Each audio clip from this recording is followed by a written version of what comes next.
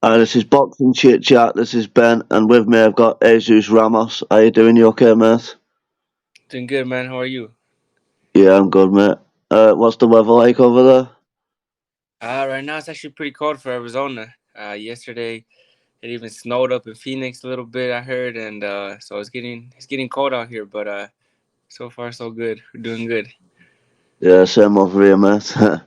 Just what's the meaning of your nickname as well, Almono? What's behind that? That mono is kind of like cute in Spanish. My dad gave me that nickname when I was real small. I was about a year old, and he started calling me Mono because he would put on the shades on me, the hats, Yeah, the beat, and I would always leave them on. Like I was a baby, and I was always leaving all that stuff on, and he would always call me Mono, like cute. It always stuck with me. It was just a childhood nickname. I couldn't get rid of it.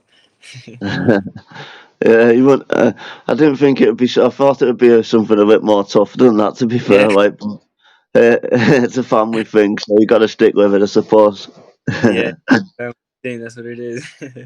Yeah. How did you first step into boxing? What was it that took you to the boxing? My whole family was into boxing. I have my dad and his brothers used to box. There's five of them, and the two older ones, which is my dad and his younger brother, they were the oldest of the five. They started first. They started first boxing, and then they kind of stepped out and became the coach to the younger three. And they were I was always around that. They were training in my garage actually, so I would just step out, into my garage, and there was boxing bags, there was people training in my garage, so I was always around it, and they'd always have me spar, the younger kids, and that always came natural to me. It always came natural to me. I wouldn't train as much as they would do. I wouldn't take it as serious, and it always came natural to me. I was good, but what would frustrate me was that here in the U.S. you can't compete amateur until you're 8 years old. So I was young, man, 4 or 5, and I was training with my uncles, and I would run with them too. I would try to keep up with them, and they would go every weekend and fight, and I wasn't able to fight, so I started getting frustrated with that. So I stopped training as hard, and I kind of just started trying new things. I even tried soccer for a while, and I didn't like it. So I just came back to boxing, and I haven't stopped ever since, man. Yeah. What age was you when you first started competing in the boxing there? I was nine going on to 10. So it was Yeah. like you could say 10. Yeah, I started training back again when I was 9, and my dad wanted me to train for a whole year. So right before I turned 10, I had my first amateur fight, and yeah, I won like my first 3 to 4 amateur fights before I lost, but I had a good streak going. Yeah. Was it your dad who trained you as an amateur, or did you have other coaches around Arizona who you train with? I was just my dad all the time. Always my dad. I feel like I have a good chemistry with him. He's always been my coach, and he's always known how to push me. When I was fighting amateur, like I said, I had a good streak going, but he would always match me up tough. He would always put me in there against guys with national championships who had like 50 fights, and I was barely starting, but he would always tell me, it doesn't matter. In the amateurs, we just gotta get experience. You gotta fight the best, and you gotta get that experience, and that's what we did in the amateurs. We were fighting tough fighters from here in Arizona, and it helped. It helped a lot. Yeah. What was your amateur record as well, and what type of international experience did you get when you was amateur? I had like 65 amateur fights. I lost about 10 of them. And I didn't have any international fights, man. Just here in the U.S. Went to nationals a couple times, but yeah, no, nothing international. Yeah. Um, I had just started getting into the amateur program. I was just started getting into the USA, where I was eligible to get in the USA team, and start competing internationally. But that's when I turned pro. That's when I was just getting ready for the pros. Yeah. Why was the decision to turn pro so early? Did you feel like your style was more suited to the pros? Yeah, that's what it was. Like I said, I was getting to the age where I was becoming eligible to train with the USA team. and it was a tournament that we went to qualify to be in the USA team, and I made it to I think the semifinals, and I fought one of the number one seeds, and we felt like we had won the fight. I felt like I had won, but it was my style, man. I didn't throw a lot of punches. I would always place my shots, and I would always land harder shots, and I think that's what made me make that decision to turn pro because I mean I wasn't gonna win tournaments like that, so I decided to go pro. Yeah, I've noticed that in some of your fights. To be fair, like you like settling into your boxing, you come forward a lot as well, but you do it in a clever way, and like you're always protecting your chin with your shoulder and things like that. So it's not like in the amateurs, it's more like tippy tappy and in and out in it. Whereas the pros, you settle down and you have more Yeah, time to adapt, don't you? So I yeah, think yeah, it's yeah, yeah. That's what it was, and yeah, and I tried that. I tried that. Go, like throw a lot of punches and step out. It didn't suit me that good, I never liked it, so I could never change my style to fight like an amateur. So that's why I turned pro so young at 17. yeah. Is there any fighters that you look up to and you take a little bits of their style that you like watching? Like Juan Manuel Marquez, Ricardo Finito Lopez, all Mexican fighters. Julio Cesar Chavez, I like his hook to the body. Try to do the same thing with my right hook. Yeah, Since I'm Southpaw, but yeah, I try to take a little bit from everybody. Even Floyd Mayweather, I like to watch him. yeah, Oh, he had a lot of great things in there. So yeah, Marvin Hagler too. How I liked how he used to switch from left-handed to right-hander. He would do it so smooth, and I actually like to do it when I'm fighting right-handed fighters, just to land that left hook to the body. But I like how he did it. He was real smooth with it. yeah. Yeah, there's a lot of good fighters you can take a lot of things from in there as well. You can learn and you can Yeah. keep. You can never stop learning. I suppose with boxing, little things.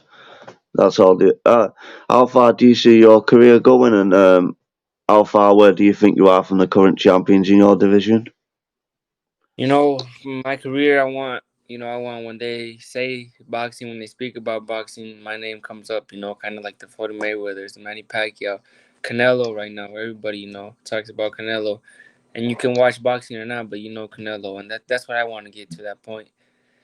And, hopefully I'm not too far away from a title. I fought, Vladimir Hernandez, who just beat Julian Williams, and he was coming off a good streak.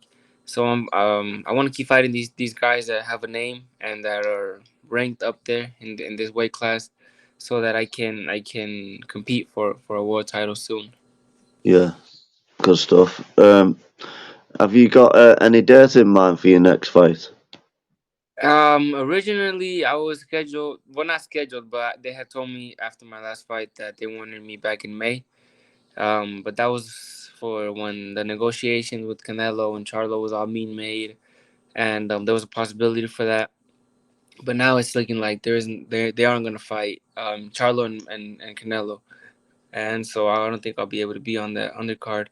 I was gonna be with PBC, so they were gonna place me on the undercard, but now that I think Canelo's moving with Eddie Hearn, so it's kind of tough there. But hopefully now that Castano got hurt, hopefully I can fight on their undercard depending on when it gets rescheduled for, and I think that'd be good as well, good opportunity.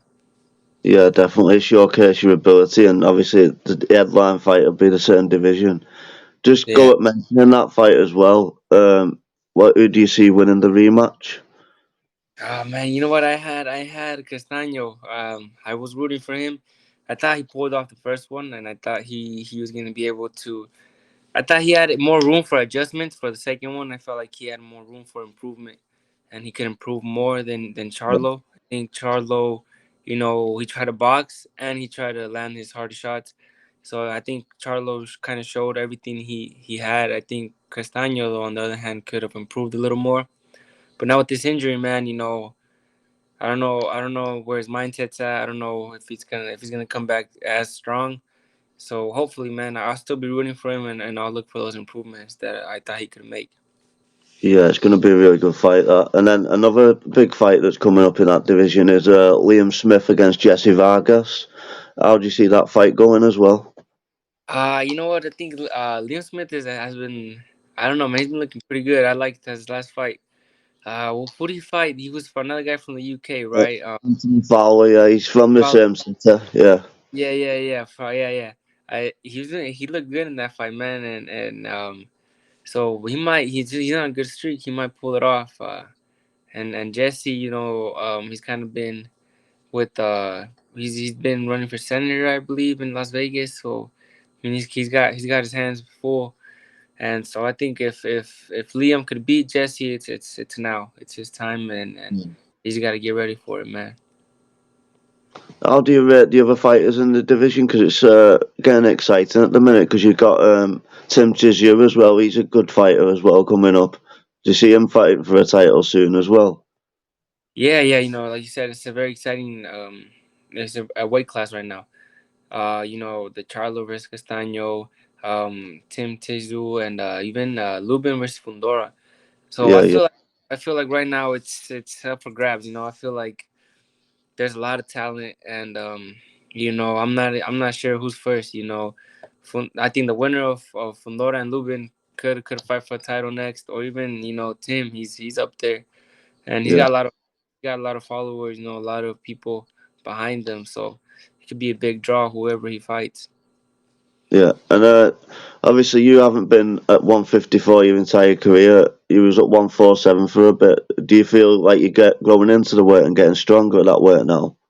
Yeah, a lot stronger, man. For my last fights, I was fighting at 144, 147, and it was getting tough to make. I felt like I was outgrowing that division pretty fast. I mean, I was only 18, 19 when I was fighting in that weight class, and then I started growing. I felt like I was outgrowing it. It was getting harder to make that weight. So at 54, I feel comfortable, and I feel like I'm growing into it. I'm still not a full 154 pounder, but I'm getting there, and I'm definitely stronger than my last fight with Brian Mendoza. I felt a lot more stronger in this fight than with Brian Mendoza, and I think it's gonna be with time. I'll be growing into a lot more. Yeah, yeah, true. And obviously, I'm from the UK as well. And we have great fans and put on great shows. Would you like to be a part of that sometime soon? Yeah, man. It's actually one of my dreams, to fight out there. Even to go visit, man, London and all of that. I think that's it was real cool, and especially with boxing fans, you guys are legit, man. You guys are legit fans. You guys are Yeah, down to earth, and I always see that. I always see that when fighters go out there, when fights are made out there, and it'd be big. It'd be big to fight out there. First, my dream was to fight in Las Vegas. I accomplished that, and now it's to fight out in the UK, man. So hopefully soon. yeah, that'll be good though. And obviously, you've got a family-friendly style, and the UK like people who come forward and get involved in good fights. So, yeah, it'll be good to see you. Yeah, man, it would. It would be entertaining. So, what would you say would be the perfect year for you progressing forward this year then in your career? Yeah, I feel like a couple more fights with guys like Vladimir Hernandez. The ex champions like Jason Rosario, Tony Harrison. Yeah, Those guys have been up there. Those guys have had the belt, and I think if I can fight those guys and get that experience, and pass those tests, I think I'll be ready for a world title shot. So that's the plans for this year. Hopefully, early next year, get a title shot right before I turn 22. That would be yeah. awesome. It'd be my dream. I think how old was Canelo Alvarez when he won the title that weight? Was he around 2021? Something like Yeah, that. 21. Yeah, I think. Yeah, 21 might have been it. Yeah, So yeah, it'll be good. yeah, a bit of history there. Yeah. Who would you like you say if you could fight anyone like in and around that weight class of all time? Who would your dream opponent be? Uh, currently right now. Like currently or all time, like around that your weight class, like who you could test your skills against. You know what? Yeah, if I could have still made 147, I would want to fight Manny Pacquiao at that weight. He was and not because I would want to beat him or anything. I just wanted to see what it would be like to be in there. He was one of my heroes growing up, and I think that would be legit. Being in there, able to share the ring with them, just being in there with them, man. It'll be crazy, and that's something that when I was growing up, I was like, man, what is it like, to be in there with Pacquiao and all the different angles, his pressure, all of it. So, if I could go back in time and fight Pacquiao, I would take that fight in a heartbeat. Yeah, amazing hand speed and obviously a southpaw like yourself as well. Just another question for you. Being a southpaw and having the power that you possess, do you find it difficult to get to get the fights at the moment, or how's it going with that, getting your fights together? So far it hasn't been as hard. We'll see after this last fight. With Vladimir Hernandez, I stopped him, and Julian Williams couldn't do that, and people are finding him as a threat. So we'll see. We'll see now. But I don't think so. I think what it is I'm 20 years old, so people believe I'm too young. I'm inexperienced. So once that fight is offered, fighters will take it in a heartbeat because they see a good opportunity in that. That I'm only 20, that I don't have the same experience, and I'm basically making a name for myself. So they know that by fighting me and beating me, they can you know get a good opportunity after that. Yeah, definitely. I'm looking forward to seeing how you progress anyway. What I've watched of you, you're looking good. Thank you, man. Appreciate that. I appreciate your support, and hopefully I can go one day and fight in the UK. Yeah, true. Yeah, I just want to say thanks for coming on my channel and giving me some time, and I'll look out for your announcement soon, and take it easy, man, yeah? Oh yeah, man. Thank you for having me on your channel. And anytime you want, we can do this again. And like I said, thank you for your time. I appreciate it. No worries. Alright, take it easy, man. See you soon. See you soon.